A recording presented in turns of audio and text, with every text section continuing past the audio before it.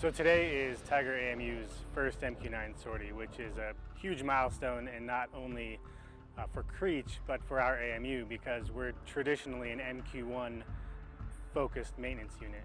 So for us to start working on and generating the MQ-9 is a huge step towards modernizing the RPA fleet. I think we're doing everything that we can to prepare our maintenance guys to perform maintenance on the next generation of remote piloted aircraft.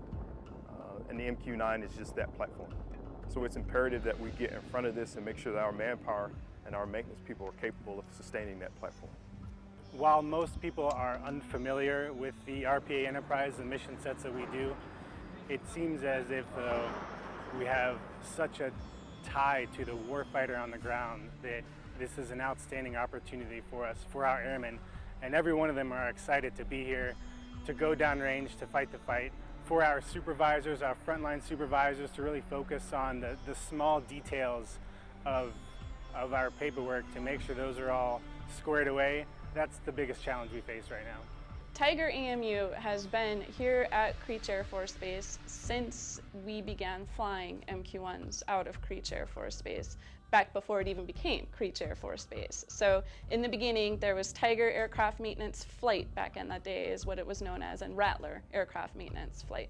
And so Tiger has always been here as long as we've been operating out of this location.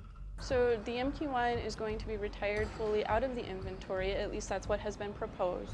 We are the only active duty blue suit MQ-1 operation out there. So as we continue to execute persistent attack missions, the MQ-9 is more capable for that mission set.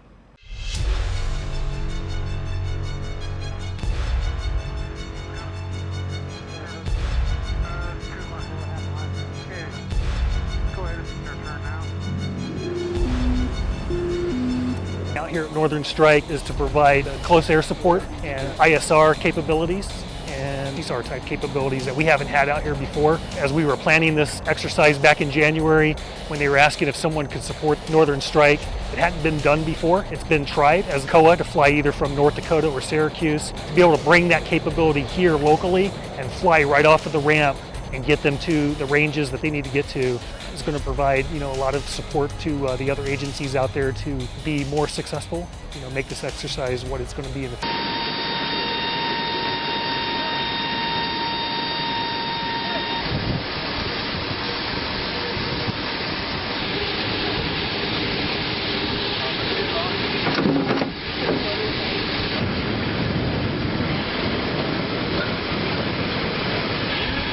And then you'll open that up, with the press.